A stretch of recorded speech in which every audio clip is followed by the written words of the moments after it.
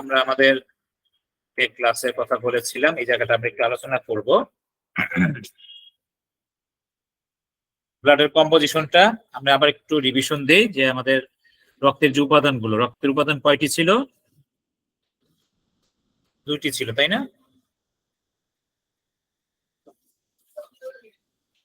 জি, দুইটি। বড় স্লাইড দেখা যাচ্ছে পুরোটা? দেখা যাচ্ছে ক্লিয়ার। একটা হচ্ছে ফর্মড এলিমেন্ট ব্লাড সেল, আরটা ছিল প্লাজমা। ব্লাড সেলকে আমরা ভাগ করেছিলাম তিনটা ভাগে, একটা হচ্ছে আরবিসি, ডাব্লিউবিসি এন্ড প্লাটিলেট, অর্থাৎ ইরাইথ্রোসাইট লোহিত রক্ত কণিকা, লিউকোসাইট, লিউকো শব্দের অর্থ সাদা, ইরাইথ্রো শব্দের অর্থ হচ্ছে রেড। হ্যাঁ, তার মানে red blood cell, white blood cell, আর হচ্ছে থ্রোম্বোসাইট। এই থ্রোম্বো মানে হচ্ছে জমাট বাঁধা, থ্রোম্বো, হ্যাঁ, জমাট বাঁধা। এটার নাম হচ্ছে প্লাটলেট, বাংলায় বলা হচ্ছে অনুচক্রিকা। ডাব্লিউবিসি হচ্ছে গিয়ে পাঁচটা, একটা হচ্ছে গ্রানুলোসাইট, আর একটা হচ্ছে অ্যাগ্রানুলোসাইট। প্রথম দুই ভাগে ভাগ করি, গ্রানুলোসাইটের মধ্যে তিনটি, অ্যাগ্রানুলোসাইটের মধ্যে আছে দুইটি, নিউট্রোফিল, ইসোনোফিল, বেসোফিল। একটা হচ্ছে লিম্ফোসাইট এন্ড মনোসাইট।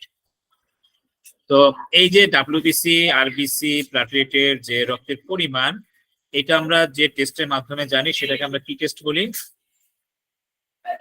কি টেস্ট বলি?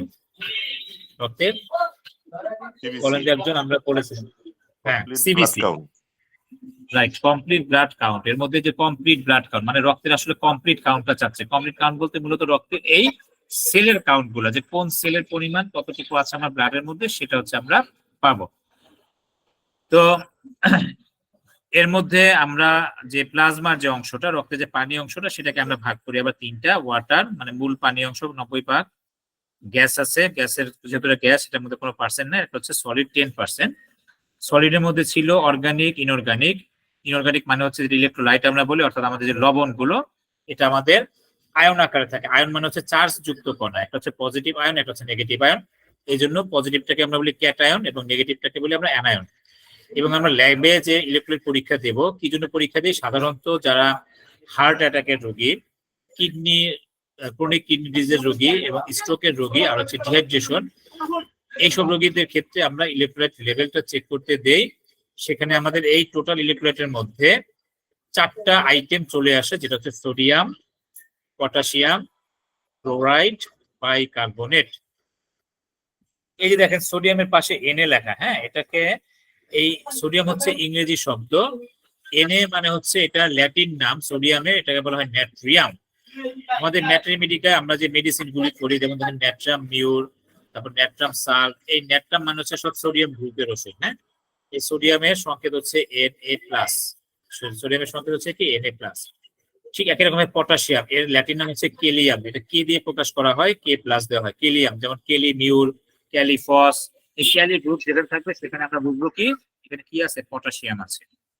এই যে ক্যালসিয়াম, হ্যাঁ, calcarea group, calcarea carb, calcarea, সব মধ্যে ক্যালসিয়াম আছে। হ্যাঁ, ক্যালকেরিয়া সালফ, যত ক্যালকেরিয়া গ্রুপের মধ্যে আমরা পাবো। ক্যালসিয়াম কার্বনেট হচ্ছে ক্যালকেরিয়া কার্ব। ম্যাগনেসিয়াম, এটা সরাসরি Mg। ক্লোরাইড Cl, হ্যাঁ, এই যে সোডিয়াম ক্লোরাইড দুইটা যুক্ত হয়ে আমাদের কি তৈরি হয় জানেন? সোডিয়াম আর ক্লোরিন যুক্ত হয়ে কি তৈরি হয় আমাদের? খাবার লবণ, সোডিয়াম ক্লোরাইড, ন্যাট্রাম মিউর, তাই না? এই মিউর হচ্ছে ক্লোরাইড।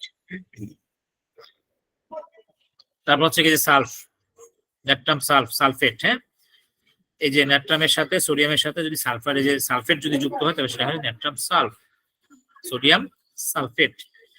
বাইকার্বনেট, যে কার্বনেট গ্রুপ, ক্যালসিয়ামের সাথে যদি যে কার্বনেট যুক্ত হয় তাহলে হয় ক্যালসিয়াম কার্বনেট। বাইকার্বনেট মানে হচ্ছে একটা হাইড্রোজেন যুক্ত হয়, এটা কেমিক্যাল ফর্ম। যাই হোক, এগুলো হচ্ছে আয়ন।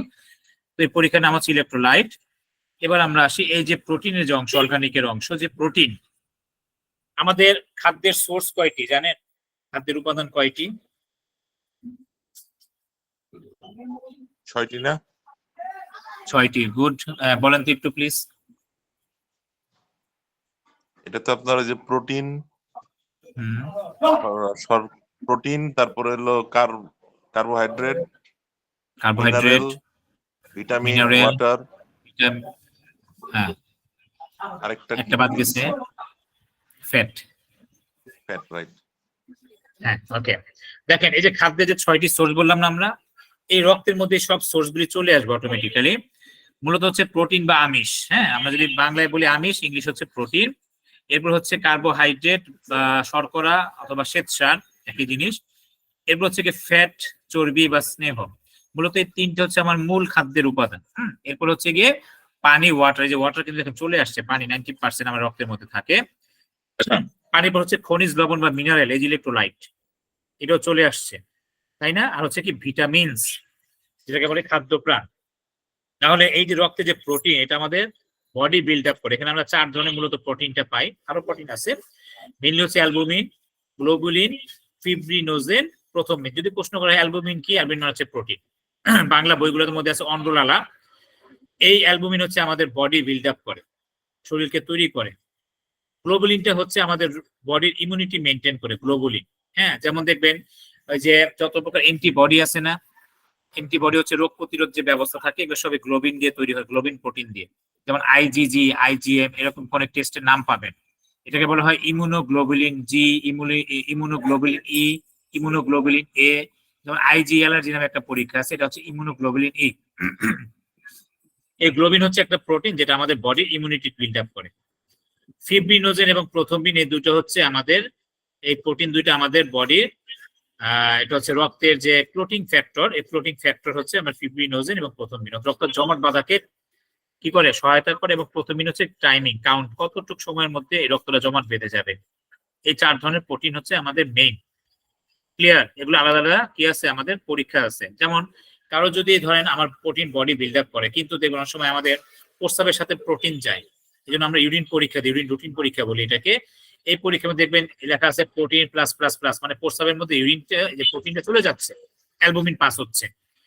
তার মানে হচ্ছে যে প্রোটিনটা আমার বডিতে থাকার কথা, সে প্রোটিনটা থাকতেছে না, সেটা বাইরে বের হয়ে যাচ্ছে। ঠিক আছে? তাহলে এই যে অ্যালবুমিনটা আমার বডি বিল্ড আপ করতেছে, যদি প্রস্রাবের সাথে অ্যালবুমিন বের হয়ে যায়, তখন দেখবেন ওই লোকটা দিন দিন শুকিয়ে যাচ্ছে, যত খাচ্ছে তার লাভ হচ্ছে না, তার শরীরের মধ্যে ইমাসিয়েশন তৈরি হচ্ছে। এই জন্য যখন এরকম শীর্ণকায় লোক পায়, অথবা এসে বলে আমার যদি কোনো কারণ নাই আমি দিন দিন ওয়েট কমে যাচ্ছে, তখন কিন্তু আমরা তার কিন্তু এই অ্যালবুমিন লেভেলটা, গ্লোবুলিন লেভেলটা আমরা কিন্তু পরীক্ষা করতে দেই। বিষয়টা বুঝতে পারছেন? এটাকে বলা হয় এজি রেশিও বলি আমরা, অ্যালবুমিন গ্লোবিন রেশিও এবং অ্যালবুমিন গ্লোবিন রেট। যদি কারোর বডিতে যদি রক্ত সহজে জমাট না বাঁধে, যদি তার ব্লিডিংটা বেশি হয়, তখন আমরা প্লাটলেটটা করতে দেই, যে রক্তের যে উপাদান ছিল রক্ত সেলের প্লাটলেট, এবং এই ফিব্রিনোজেন লেভেল দেই, প্রথমিন টাইম লেভেল করতে দেই। অথবা আপনার অনেক সময় দেখবেন যে যদি কোনো রোগীর সিভিয়ার মানে অপারেশন যদি হয়, অথবা ধরেন কোনো ছেলে যদি হাসপাতালে আমরা কি মুসলমানি করাতে যাই, তখন এই যে প্রথমিন টাইম পরীক্ষা দেওয়া হয়, অর্থাৎ তার রক্তটা কতটুকু সময়ের মধ্যে, কত সেকেন্ডের মধ্যে জমাট বাঁধবে, সেটা একটা ক্যালকুলেশন করে তারা বের করে, যারা ব্লিডিং হতে পারে কিনা বা বেশি হচ্ছে কিনা। এটার জন্য ফিব্রিনোজেন এবং প্রোটিন টেস্ট করতে দিলেন। এই হচ্ছে আমাদের 4 ধরনের প্রোটিন। হ্যাঁ, অ্যালবুমিন, গ্লোবুলিন, ফিব্রিনোজেন, প্রোটিন, প্রত্যেকটা আলাদা আলাদা করে টেস্ট আছে। হ্যাঁ, আমি আগামী সপ্তাহে চেষ্টা করব আপনাদের সিবিসি রিপোর্ট আর হচ্ছে এই একটা ইনভেস্টিগেশন স্লিপ নিয়ে ধরে ধরে আলাপ করার জন্য। হ্যাঁ, তাহলে আপনাদের বেসিকটা একটু ক্লিয়ার হবে। এরপর আমরা আসি এই প্রোটিন বাদ দিয়ে, যেটা হচ্ছে নন প্রোটিন নাইট্রোজেনাস সাবস্টেন্স। আমার বডির যে বজ্র পদার্থ, এটা সব হচ্ছে নাইট্রোজেন ঘটিত। এই যে নাইট্রোজেন গ্যাস থেকে এই নাইট্রোজেন বজ্র পদার্থ তৈরি হয়, যেটা আমার রক্তে থাকা মানে হচ্ছে আমার শরীরে যদি জমা থাকে অতিরিক্ত, সেটা হচ্ছে বিষ। হ্যাঁ, এই বজ্রটা বের হয়ে যাবে। আমাদের স্বাভাবিক বজ্র বের হওয়ার রাস্তা হচ্ছে ঘামের মাধ্যমে, প্রস্রাবের মাধ্যমে, আর কিসের মাধ্যমে, পায়খানার মাধ্যমে। যদি কোনো কারণবশত প্রস্রাবের সাথে, পায়খানার সাথে, ঘামের সাথে এই নাইট্রোজেনের সাবস্টেন্স গুলো যদি বের না হয়, তখন সেটা আমার বডিতে এসে জমা হয়। এবং আমাদের বডি তার পছন্দের জায়গা হচ্ছে বিভিন্ন জয়েন্ট, যেমন হাঁটুর জয়েন্ট, হাতের জয়েন্ট, আঙ্গুলের জয়েন্ট। এই জয়েন্টে গিয়ে এরা জমা হয়, জমা হয়ে তো শরীরের মধ্যে বিষক্রিয়া তৈরি করে, বাত, ব্যথা, বেদনা এগুলো তৈরি করে। এজন্য যত ব্যথা বেদনা হয় দেখবেন যে ইউরিক অ্যাসিড বেড়ে যায়, ইউরিয়া বেড়ে যায়, কারণ এই ইউরিয়া হচ্ছে বের হয়ে যাওয়ার কথা। হ্যাঁ, যে ইউরিয়া সার খুব খারাপ সার, কারণ কি, এই যে বজ্র নাইট্রোজেন দিয়ে তৈরি হয় এগুলা, যেটা আমাদের শরীরে বজ্র, সেই সারটা আমরা তখন কি করি, ব্যবহার করি, সেটা আমার শরীরে আবার ঢুকাচ্ছি। দেখেন যেটা বের হয়ে যাচ্ছে সেটা আমরা কি করি, সারের মাধ্যমে, ফসলের মাধ্যমে আমরা বডিতে ইনটেক করতেছি। তার মানে কি, আমাদের শরীরে তো রোগ বাসা বাঁধবেই। এটা হচ্ছে আমাদের নাইট্রোজেনাস সাবস্টেন্স, যেটা হচ্ছে ইউরিয়া, ইউরিক অ্যাসিড। নামগুলি মুখস্থ করে ফেলবেন, যে নন প্রোটিন নাইট্রোজেন সাবস্টেন্স, এগুলো নন প্রোটিন, মানে প্রোটিন নাই, এগুলো বজ্র পদার্থ। কি কি, urea, uric acid, creatinine, creatine, ammonium, xanthine, hypoxanthine. সাধারণত যারা কিডনি রোগী অথবা কিডনি ফাংশন টেস্টের ক্ষেত্রে আমরা ইউরিয়া, ইউরিক অ্যাসিড, কিটোনেন, এই 3টা পরীক্ষা সাধারণত আমরা করতে দিই। এই 3টা পরীক্ষা অ্যাভেলেবেল পাবেন। পাশাপাশি আমরা অনেক সময় অ্যামোনিয়াম করতে দেই, বা ক্রিয়েটাইন, জ্যান্থিন, হাইপোজেন্থিন সাধারণত আমরা দেই না বা প্রচলিত না। এগুলো নন প্রোটিন নাইট্রোজেনাস সাবস্টেন্স। জি, একটা প্রশ্ন, এগুলোর প্রত্যেকটা কি আপনার পায়খানা প্রস্রাব ঘামের সাথে বের হয় নাকি আলাদা আলাদা ভাগ করা আছে? না, প্রত্যেকটাই বের হয়ে যায়, কিন্তু সাধারণত আমরা মানে প্রচলিত দেই ইউরিয়া, ঘামের ইউরিক সাথে অ্যাসিড, কি কিটোনেন। এই ঘামের সাথে কি এই 7টার প্রত্যেকটা বের হয়? না না না, প্রত্যেকটা তো ঘামের সাথে বের হয় না, বেশি মানে মূল তো বের হয় প্রস্রাবের সাথে। হ্যাঁ, ঘামের সাথে তো আর এত ইউরিয়া বের হয় না, সল্ট বের হয় সাধারণত। কিন্তু ওগুলো হচ্ছে অনেক সময় অতিরিক্ত অংশ বের হয়, থাকতে পারে। ঘামের উপাদান যদি আমরা ক্লাসিফিকেশন করি, মানে এরকম পরীক্ষা করে আমরা পাবো ইলেকট্রোলাইট পাবো ঘামের মধ্যে, তারপরে এরকম এই নাইট্রোজেন সাবস্টেন্স কিছু পাবো, কিছু সব যে পাবে তা না, কিন্তু আমাদের মূলটা বের হয় কিন্তু প্রস্রাবের সাথে, প্রস্রাবের মধ্যে এগুলো সব পাওয়া যায়। কিন্তু আমরা সাধারণত পরীক্ষা করতে দিই হচ্ছে এই যে ইউরিয়াতে ইউরিক অ্যাসিড, কিটোনেন। তবে এগুলো সব ওই যে যখন বের হবে না, তার মানে কি আমার বডিতে জমা হবে, কোথায় জমা হবে? ব্লাডে জমা হবে। এই জন্য এই পরীক্ষাগুলো সব ব্লাডের মাধ্যমে আমরা নিই। এই ব্লাডে অতিরিক্ত জমা হওয়া মানে হচ্ছে কি আমার শরীরে এটা এক্সেস জমা হচ্ছে, নির্দিষ্ট লেভেলে চাইতে বেড়ে যাচ্ছে। তখন আমার শরীরে নানা রকম ব্যথা বেদনা তৈরি হবে, জটিলতা তৈরি হবে, গেটে বাত, আর্থাইটিস, এই সমস্যাগুলি দেখা দিবে। বিষয়টা বুঝতে পারছেন?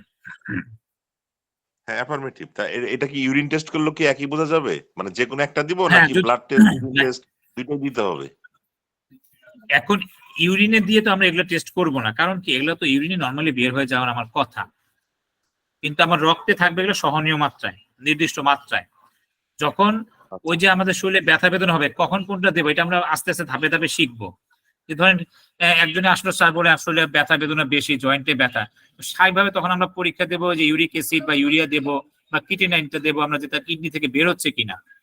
যদি দেখি না হ্যাঁ কিডনি ফাংশন মানে কিডনি কাজ করতেছে না, তার মানে এটা বের করতে পারতেছে না, তাহলে নিশ্চয়ই কোথায় জমা হচ্ছে? রক্তে জমা হচ্ছে। তখন দেখবো হ্যাঁ রক্তের লেভেলে ঠিকই বেড়ে গেছে, তার মানে কি আমার এই পয়েন্টগুলি রক্তে জমা হচ্ছে, রক্তের স্বাভাবিক মাত্রার সাথে বেড়ে যাচ্ছে। কিন্তু ইউরিনে দেবো না, ইউরিন তো হচ্ছে নর্মালি বের হয়ে যাওয়ার কথাই এগুলা। কিন্তু ইউরিন দিয়ে তো প্রোটিন বের হওয়ার কথা না, কিন্তু যদি প্রোটিনটা ইউরিন দিয়ে বের হয়, তার মানে কি এখানে তার ঝামেলা আছে, তার মানে তার বডি প্রোটিনটাকে ধরে রাখতে পারতেছে না, সে ছেড়ে দিচ্ছে। আর এটা হচ্ছে ইউরিন দিয়ে বের হওয়ার কথা, কিন্তু সে বের করতে না পেরে বডিতে জমা করতেছে, মানে কি ব্লাডে জমা হচ্ছে। বিষয়টা কি ক্লিয়ার? হ্যাঁ, এখন ক্লিয়ার। ওকে, এবার আমরা আসি নিউট্রিয়েন্ট, পুষ্টি উপাদান। এই যে খাবারে যে পুষ্টিগুলো বললাম না, এই পুষ্টির প্রত্যেকটা উপাদান আমাদের বডিতে জমা থাকবে নির্দিষ্ট মাত্রাতে। যখনই মাত্রা চাইতে বেড়ে যাবে বা কমে যাবে, তখনই আমার বডিটা ডিসঅর্ডারে চলে আসবে। তো নিউট্রিয়েন্টের মধ্যে দেখেন সাধারণত আমরা বেশি যে খাবারগুলো খাই সেটা হচ্ছে আমাদের কার্বোহাইড্রেট বা শ্বেতসার জাতীয় খাবার। এই কার্বোহাইড্রেটকে যদি আমার বডি, যেমন আমি খাচ্ছি ভাত, আমি খাচ্ছি রুটি, আমি খাচ্ছি ধরেন বিস্কিট, আমি খাচ্ছি ময়দা, এরকম এনিহাও, তো এটা কিন্তু আমি চোখে চিনতেছি বা আমি নিজে চিনতেছি, কিন্তু আমার শরীর চিনতেছে কি দিস ইজ কার্বোহাইড্রেট। এগুলো কার্বোহাইড্রেট অনেক বড় বড় অণু। এই কার্বোহাইড্রেট থেকে ভাঙতে ভাঙতে ভাঙতে ভাঙতে আমার বডি যখন নিউট্রিয়েন্ট নিবে, পুষ্টি নিবে, সে নিবে হচ্ছে গ্লুকোজ। সে নিবে কি? গ্লুকোজ, সিম্পল ফর্মে। এই জন্য আমরা কার্বোহাইড্রেট থেকে পাই হচ্ছে গ্লুকোজ। ক্লিয়ার? এই গ্লুকোজের একটা নির্দিষ্ট মাত্রা আছে, কিন্তু যখন এই গ্লুকোজটা আমার ওই নির্দিষ্ট মাত্রা চাইতে বেড়ে যাবে, অতিরিক্ত কার্বোহাইড্রেট আমার বডিতে দুইটা ক্ষতি করে। একটা হচ্ছে রক্তের গ্লুকোজের মাত্রা বা সুগারের মাত্রা বাড়িয়ে দেয়। 2 নম্বর হচ্ছে অতিরিক্ত গ্লুকোজটা তখন ফ্যাট আকারে জমা হয় আমার রক্তনালীতে বা বিভিন্ন আমাদের স্কিনের পার্টে, লিভারের ক্ষেত্রে, বিশেষ করে ছেলেদের বুড়িতে, মহিলাদের ব্রেস্টে, নিতম্বে, তাই না, এরকম পার্টে গিয়ে জমা হয়। তাহলে এই যে গ্লুকোজটা, এই গ্লুকোজটা নির্দিষ্ট মাত্রাতে আমরা থাকবে। এই জন্য যত সুগারের টেস্ট, গ্লুকোজের টেস্ট, ডায়াবেটিসের টেস্ট আমরা করি থেকে রক্ত থেকে। সে রক্ততে থাকার পরেও যদি অতিরিক্ত আরো বেড়ে যায়, তখন সেটা ইউরিন দিয়ে পাস হয়ে যায়।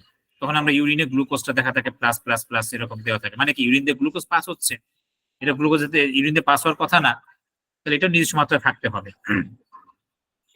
এবার হচ্ছে গিয়ে প্রোটিন। এই প্রোটিন থেকে ভেঙে সবার শেষে আমরা পাই অ্যামাইনো অ্যাসিড।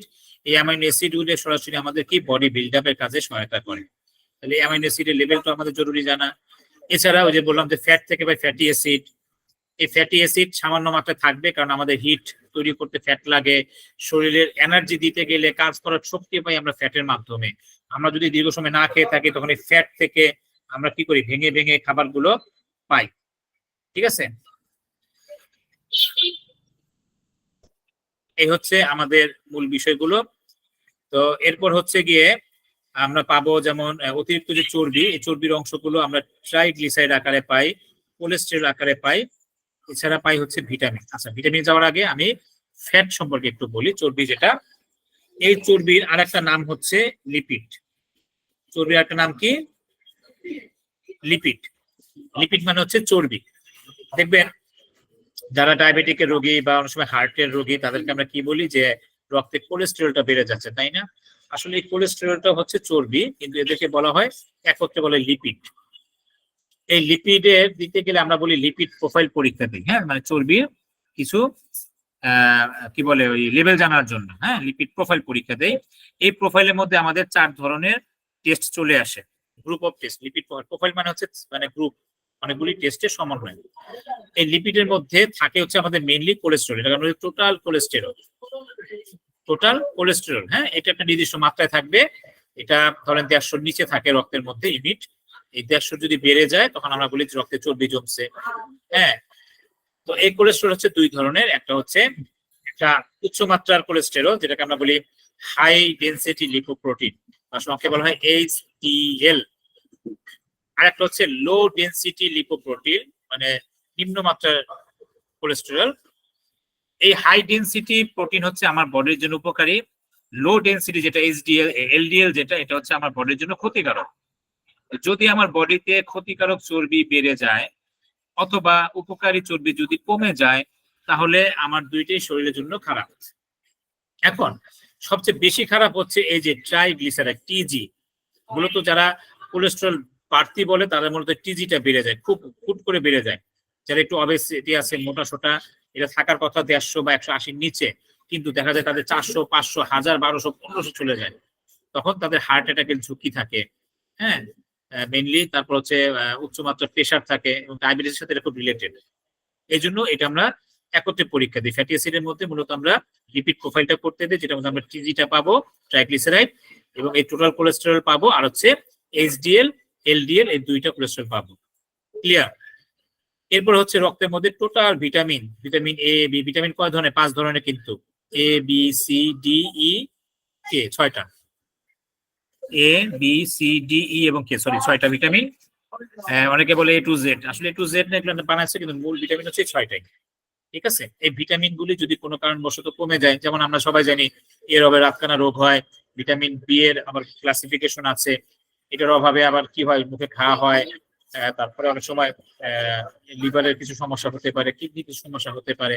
তাহলে এই ভিটামিন ডেফিসিয়েন্সি আছে কিনা, যেমন আমাদের ডেফিসিয়েন্সির মধ্যে এই ইদানিং মানে এই সময়ের মধ্যে দেখা যায় 40 আপ হলে, বিশেষ করে মহিলাদের ক্ষেত্রে ভিটামিন ডি এর একটা ডেফিসিয়েন্সি থাকে, বিশেষ করে শহর কেন্দ্রে। তখন এই ভিটামিন ডি এর লেভেলটা চেক করতে হয়, এবং উচ্চ মাত্রার ভিটামিন ডি সাপ্লিমেন্টারি দেওয়া হয়। তাহলে এই ভিটামিন ডি লেভেল পরীক্ষা করতে গেলে আমাদের কার মাধ্যমে লাগবে? রক্তের মাধ্যমে লাগবে। তাহলে এই উপাদানগুলি সব কোথায় পাওয়া যায়? রক্তের মধ্যে। এছাড়া রক্তের মধ্যে থাকে হচ্ছে বিভিন্ন মেটাবলিক এনজাইম, ওই যে আমরা একটু আগে বলছিলাম এনজাইম, যেটা খাবার পরিপাকে সহায়তা করে, হ্যাঁ। ধরেন যাদের ডাইজেস্টিভ কোনো সমস্যা আছে, আমরা এটা সিস্টেমিক আলোচনা করব। ওখানে যদি দেখি যে কাদের অনেকের খাবার হজম হচ্ছে না, বা কোন জাতীয় খাবার হজম হচ্ছে, এই খাবার হজম করার জন্য কোন কোন এনজাইম আছে, তখন আমরা সেই এনজাইমের পরীক্ষা দিই, যেন এনজাইমগুলির লেভেল ঠিক থাকে কিনা। যদি দেখি যে না, তার এনজাইম নিঃসরণ হচ্ছে না, তার মানে কি তার মেটাবলিক ডিসঅর্ডার চলতেছে। তখন তার নানা রকম জটিলতা তৈরি হবে, খাবার হজম হবে না, অজীর্ণ ভাব হবে, এরকম আমরা পরীক্ষা করি। এছাড়া অ্যান্টিবডি, ওই যে অ্যান্টিবডি তৈরি হয় কোত্থেকে বলছিলাম, এই যে প্রোটিনের গ্লোবুলিন একটা পার্ট, হ্যাঁ, IgG IgM। এছাড়া আরো অনেক অ্যান্টিবডি আছে আমাদের বডির। সেই অ্যান্টিবডি লেভেল টেস্ট করতে গেলেও আমরা কি করি? এই রক্তের মাধ্যমে থেকে নেই। যত প্রকার হরমোন, সব হরমোনগুলি আমরা পাই রক্ত। হরমোন কিন্তু আমরা গ্ল্যান্ড থেকে হরমোনের পরীক্ষা করি, আমরা করি রক্ত থেকে নিয়ে এই হরমোনের উপাদানগুলি নেওয়ার জন্য। তাহলে এই যে সব উপাদান, অর্গানিক, ইনঅর্গানিক, বা protein, NPN substance, nutrient, others, সব পরীক্ষাগুলি আমরা কোথায় পাবো? রক্তের, বলেন তো কোথায় পাবো? সিবিসি না? এই যে প্লাজমার অংশে, প্লাজমা, এগুলো সব রক্তের প্লাজমা থেকে নেওয়া হয়। হ্যাঁ, না না, সিবিসি তে বলতে শুধু যে সেলগুলি পয়েন্ট আসবে, এগুলোর অনুপাত আসবে, বাট এগুলোর জন্য আলাদা আলাদা পরীক্ষা। এই যে আপনি প্রোটিন, অ্যালবুমিন দিবেন, আলাদা পরীক্ষা দিবেন, কিন্তু এটা থাকে কোথায়? সব থাকে হচ্ছে প্লাজমার মধ্যে, এগুলো সব প্লাজমার উপাদান। এই যে প্লাজমা থেকে পাইছি না আমরা, এই চারটা যদি আমরা একটু দেখি, এই যে দেখেন প্লাজমা থেকে সেলগুলো কিন্তু আলাদা, শুধু 3টা, ঠিক আছে। এই সেলের জন্য হচ্ছে সিবিসি পরীক্ষা। এগুলোর প্রত্যেকটার জন্য আমাকে ইন্ডিভিজুয়াল টেস্ট করতে দিতে হবে। ইলেক্ট্রোলাইট করলে গ্রুপটা চলে আসবে, প্রোটিন যদি দেই আমরা প্রোটিনের মধ্যে অ্যালবুমিন, গ্লোবুলিন এগুলো চলে আসবে। নন প্রোটিনের ক্ষেত্রে আলাদা আলাদা করে টেস্ট দিতে হবে। পুষ্টির ক্ষেত্রে গ্লুকোজে যেমন আমরা সুগার লেভেল দিই না, fasting blood sugar 2 hours after breakfast. তারপরে যে চর্বির জন্য আমরা কি পরীক্ষা দেবো বললাম, লিপিড প্রোফাইল দেবো। এনজাইমের জন্য আলাদা নাম ধরে ধরে আমরা এনজাইম পরীক্ষা দেবো। এই হচ্ছে আমার ব্লাডের কম্পোজিশন এবং এই সংক্রান্ত কিছু টেস্ট ধারণা দিলাম আপনাদেরকে। আমরা পরবর্তীতে আবার ধরে ধরে টেস্টগুলি আসবো। এই চারটা যারা মুখস্থ করতে পারবেন, পরবর্তী ক্লাস তাদের জন্য খুব ইজি হবে এবং যে টপিক আলোচনা করবো আপনারা বুঝতে পারবেন। এখানে কারো কোনো প্রশ্ন আছে কিনা বলবেন প্লিজ। তাহলে আমি যদি সিবিসি যদি করি তাহলে কি মানে হোল ব্লাডটা নেয় না? আর আমি যদি ওই যে যেটা বলেন লিপিড প্রোফাইল বা টিজি, হ্যাঁ, এগুলো যদি বা ইসোনোফিল যদি আলাদাভাবে এগুলো আমি চেক করতে চাই, অ্যালবুমিন, তাহলে আমাকে ওই ব্লাডটা নেওয়ার পরে কি মানে প্লাজমাটা কি আলাদা করে নেয় নাকি ওটা মানে টোটালি? না, ওরা ওরা নিবে ব্লাডে। হ্যাঁ, ওরা যখন কালেক্ট করবে তখন তো ব্লাডে কালেক্ট করে। এই ব্লাড থেকে তখন তারা প্লাজমাটা আলাদা করে, আমরা একটু পরে আসবো প্লাজমার এটা ল্যাবে করে, এটা ল্যাবে করবে তো না, আলাদাভাবে সিস্টেম ল্যাবে করবে, ল্যাবে করবে। এটা আমাদের কোনো ফাংশন না। এটা যারা প্যাথোলজির সাথে সংশ্লিষ্ট, যারা ক্লিনিক্যাল প্যাথোলজি যারা, তারা টানবে। কারণ একজনে ব্লাড টানে ফ্লেবোটমিস্ট, তারাই তখন স্লাইড তৈরি করে। ভিতরে আবার টেকনোশিয়ান আছে, টেকনোলজিস্ট আছেন, প্যাথোলজিস্ট আছেন, হ্যাঁ, হেমাটোলজিস্ট আছেন। গ্রুপ ওয়াইজ ভাগ হয়ে যাবে। এক ব্লাড থেকে বিভিন্ন গ্রুপে এই টেস্টগুলি ভাগ ভাগ হয়ে যাবে। আমি একদিন আপনাদের ইনভেস্টিগেশন স্লিপ সম্পর্কে দেখাবো, যখন আমরা কিভাবে ইনভেস্টিগেশন লিখি দিতে হয়। ওখানে দেখবেন বিভিন্ন প্যাথোলজিক্যাল ডিপার্টমেন্ট গুলি ভাগ ভাগ করে দেওয়া আছে, ওটা তখন আমরা দেখবো। ঠিক আছে, আর কারো কোনো প্রশ্ন আছে?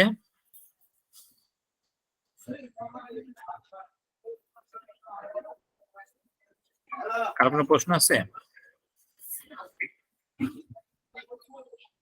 থাকলে আমরা একটু পরের স্লাইডে যাচ্ছি। দেখেন এখানে দুইটা বিষয় আছে, একটা হচ্ছে প্লাজমা, একটা হচ্ছে সিরাম। হ্যাঁ, দুইটা কাছাকাছি প্রায়, একটু শুধু ডিফারেন্স আছে। দুইটা রক্তের অংশ, হ্যাঁ, দুইটা রক্তের পানি অংশ বা জলীয় অংশ আমরা বলি। কিন্তু প্লাজমা হচ্ছে, plasma is a yellowish coloured clear liquid part of blood. হ্যাঁ, অর্থাৎ এই যে আমরা একটু আগে যে দেখলাম, এই ব্লাডের মধ্যে যে ফর্ম এলিমেন্ট বা ব্লাড সেল যেটা আছে, এই সেল 3টাকে বাদ দিলে রক্তের যে পানীয় থাকবে সেটা হচ্ছে রক্তের প্লাজমা। রক্তের কি? প্লাজমা। অর্থাৎ কি বলে, এই সেল বাদ দিয়ে যা থাকবে সেটা প্লাজমা। আর সিরাম যেটা বলি আমরা, একটু পানি অংশই।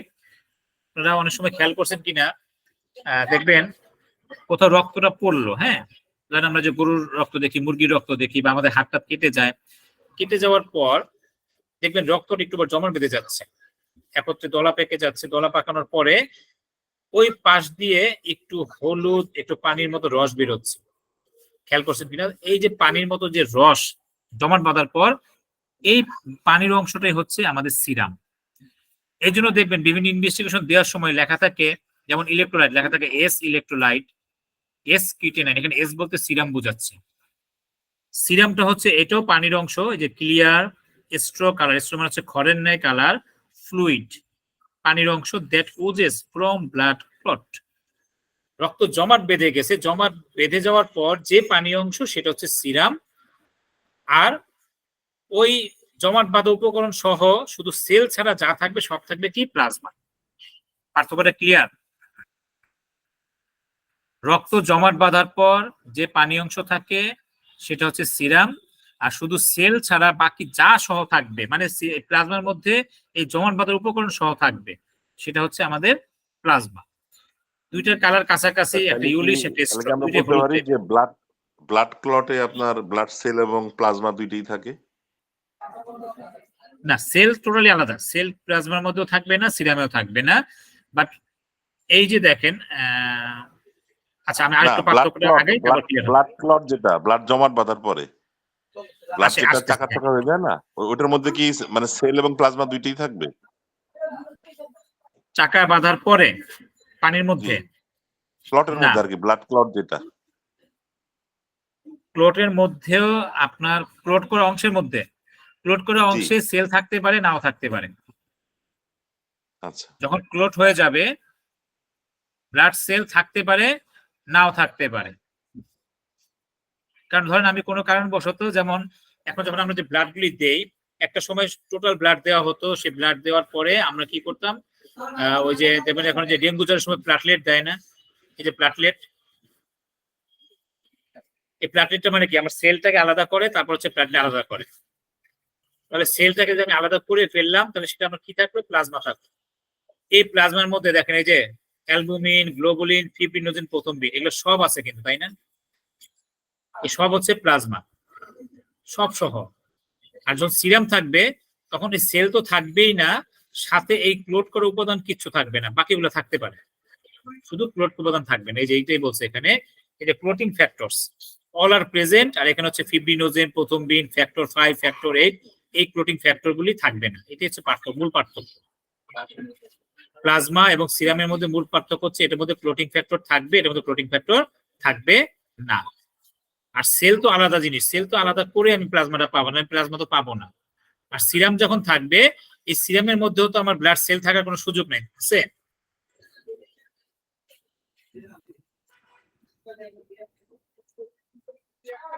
বিষয়টা কি বুঝতে পারছেন? একটু জটিল মনে হচ্ছে না?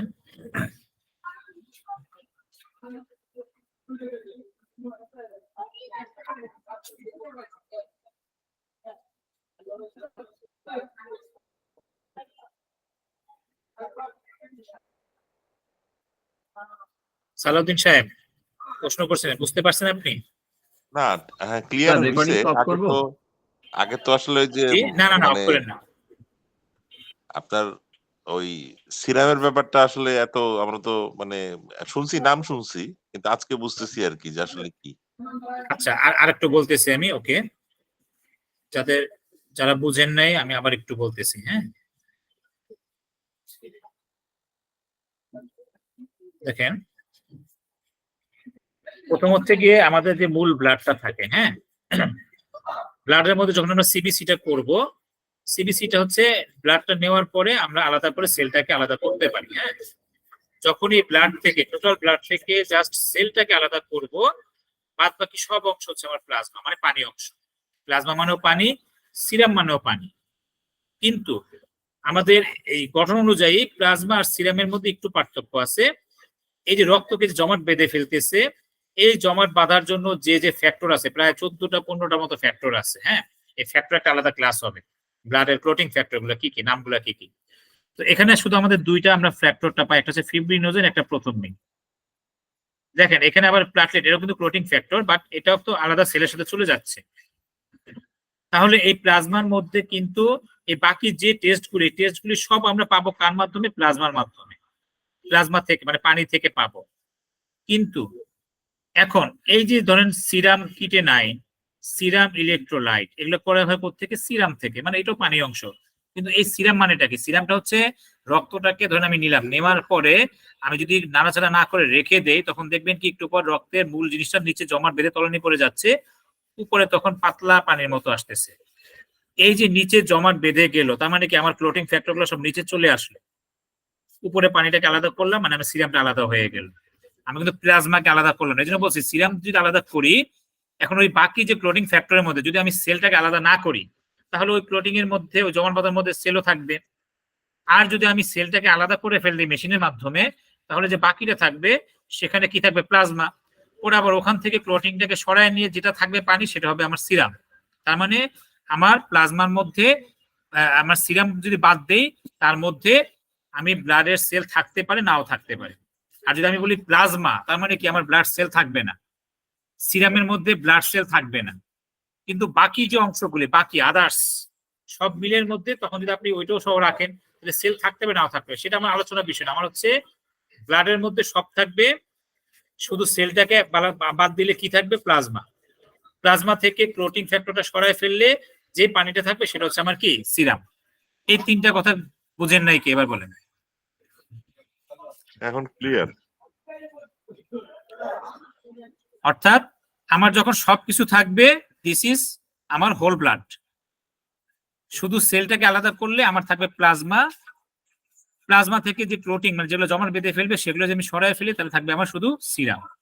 এই কথাটা এখানে বলা হচ্ছে যে সমস্ত ক্লোটিং ফ্যাক্টর, এখানে সেলের কোনো পার্থক্য না, আমার হচ্ছে মূল প্লাজমা সিরামের সাথে দুইটা দেখতে একই রকম, একটা ইউলিশ একটা একটু স্ট্র মানে হলুদ টাইপের হালকা হলুদ, কিন্তু মেইন হচ্ছে যদি কখনো জিজ্ঞেস করা হয় প্লাজমা এবং সিরাম দুইটাই তো পানি অংশ রক্তে, এর মধ্যে কি থাকবে না, এখানে কোনো সিবিসি অর্থাৎ আমার ব্লাডের কোনো সেল আছে এটার মধ্যে,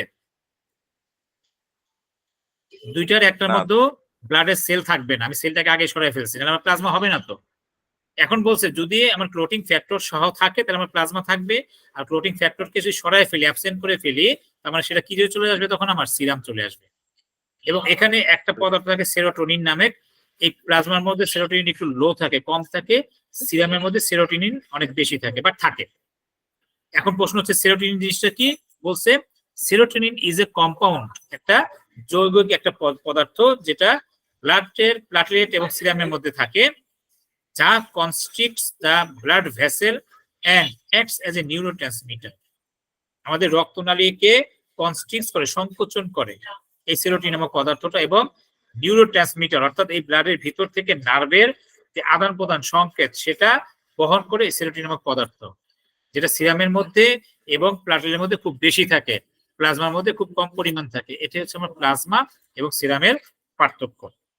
ঠিক আছে, এরপর হচ্ছে এই যে প্লাজমা প্রোটিন বলতে আমরা কি বুঝি, এটা হচ্ছে রক্তের মধ্যে উপস্থিত যে প্লাজমা, সেই প্লাজমার মধ্যে যে প্রোটিন গুলো বিদ্যমান। এই যে আমরা একটু আগে দেখি এই যে প্রোটিন যে পড়ছিলাম না আমরা, কি কি প্রোটিন ছিল বলেন তো একজন তাড়াতাড়ি। অ্যালবুমিন, গ্লোবিউলিন, ফিব্রিনোজেন, ফাইব্রিনোজেন আর হলো প্রথমবিন, প্রথমবিন, এগুলো হচ্ছে আমার প্রোটিন। এই প্রোটিন গুলি ব্লাডের কোন অংশে থাকে, কোথায় পাওয়া যায়, প্লাজমার মধ্যে। প্লাজমার মধ্যে। গুড। তাহলে এই যে প্লাজমার মধ্যে উপস্থিত যে প্রোটিন এগুলোকে বলা হয় প্লাজমা প্রোটিন। ক্লিয়ার? এই একটা দেখেন জিনিস প্রোটিন হলো না আপনার আগের স্লাইডে ওই যে ফ্যাক্টর 5 আর 7 না কি এটা লেখা ছিল, ফ্যাক্টর 5 আর ফ্যাক্টর 8। আমি একটু আগে বলছিলাম যে আমাদের রক্ত জমাট বাঁধার জন্য অনেকগুলো ফ্যাক্টর কাজ করে, প্রায় 14টা বা 15টা ফ্যাক্টর, কোনো কোনো বই আছে এরকম কম বেশি। তো এই ফ্যাক্টর গুলি হচ্ছে আমার ফ্লোটিং ফ্যাক্টর। আপাতত এখানে আমরা 3টা ফ্যাক্টর পাই, একটা হচ্ছে প্লাটিলেট, এটা রক্ত জমাট বাঁধার একটা ফ্যাক্টর, ফিব্রিনোজেন একটা জমাট বাঁধার ফ্যাক্টর, প্রথমবিন একটা ফ্যাক্টর জমাট বাঁধার জন্য। এছাড়া আরো অনেক ফ্যাক্টর আছে, ফ্যাক্টর 1 ফ্যাক্টর 2, বা ফিব্রিনোজেন ফ্যাক্টর 1, এভাবে করে নাম্বারিং করা আছে। তো এখানে আসলে মূলত কোনো ফ্যাক্টরি থাকে না, কিন্তু এগুলো হচ্ছে সরাসরি সক্রিয় ভূমিকা পালন করে, ফ্যাক্টর 5 ফ্যাক্টর 8, এই জন্য এই দুটো উল্লেখ করা হয়েছে। এই রক্তের কি কি ফ্যাক্টর আছে প্রোটিন ফ্যাক্টর সেটা নিয়ে আলাদা একটা ক্লাস হবে, সেটা বুঝতে পারছেন? এই জন্য আমরা বলেছি যে ফিব্রিনোজেন, প্রথমবিন, ফ্যাক্টর 5 ফ্যাক্টর 8 এগুলো অ্যাবসেন্ট, মানে ক্লোটিং ফ্যাক্টর গুলি অ্যাবসেন্ট থাকে সিরামের মধ্যে। ক্লিয়ার? জি ক্লিয়ার। তাহলে the proteins present in the plasma are called plasma protein. আমাদের প্রোটিনের মধ্যে বা প্লাজমার মধ্যে যে প্রোটিন গুলো উপস্থিত থাকে সেগুলোকে আমরা বলি প্লাজমা প্রোটিন। এই প্লাজমা প্রোটিন গুলো হচ্ছে সিরাম অ্যালবুমিন, গ্লোবুলিন, ফিব্রিনোজেন। এবার সালাউদ্দিন সাহেব ছাড়া অন্য একজন বলেন তো, আমরা প্রোটিনের মধ্যে কয়টা, যে প্লাজমার মধ্যে কয়টা প্রোটিন পেয়েছিলাম?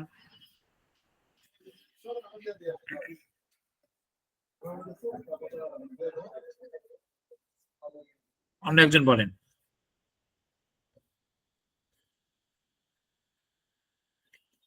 দেখে দেখে এখানে কয়টা প্রোটিন পেয়েছি আমি?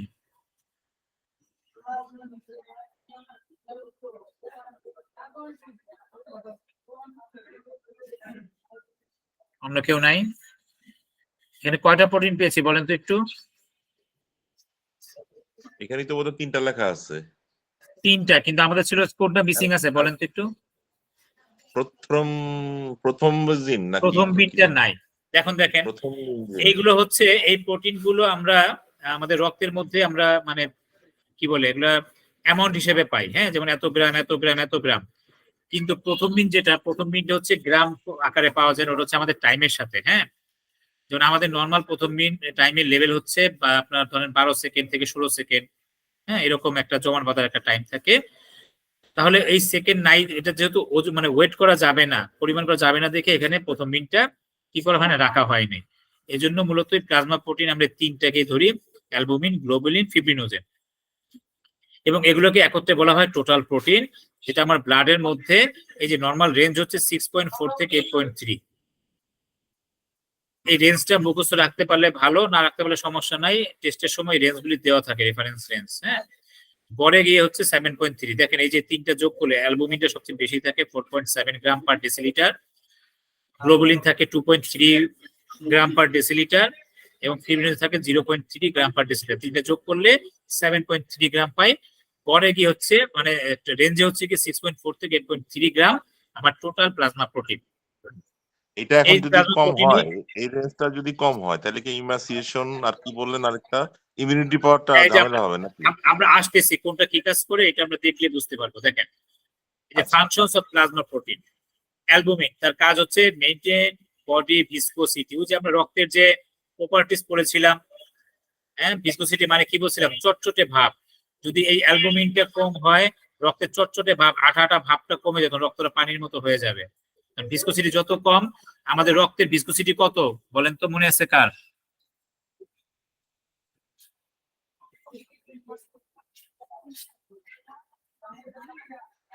ভুলে গেছেন? কারো খাতায় লেখা নেই যে viscosity about 5 times more viscous than water, পানির চেয়ে 5 গুণ বেশি ভিসকাস। তাহলে এই ভিসকোসিটিটা মেনটেন করে হচ্ছে কে, অ্যালবুমিন। যদি অ্যালবুমিন কমে যাচ্ছে তাহলে পানির ভিসকোসিটি, আমাদের রক্তের ভিসকোসিটি কমে যাচ্ছে, যেটা পানির মতো হয়ে যাবে। তার মানে এটা আমার শরীরের জন্য একটা ডিসঅর্ডার। এটা ক্লিয়ার? এরপর হচ্ছে অ্যাক্টস অ্যাজ এ বাফার, যেটা হচ্ছে অ্যাসিড বেস ব্যালেন্স, অম্ল এবং ক্ষারের ভারসাম্যতা বেশি হইতে পারবে না, কমও হইতে পারবে না, এটাকে আমরা বলি বাফার মেকানিজম।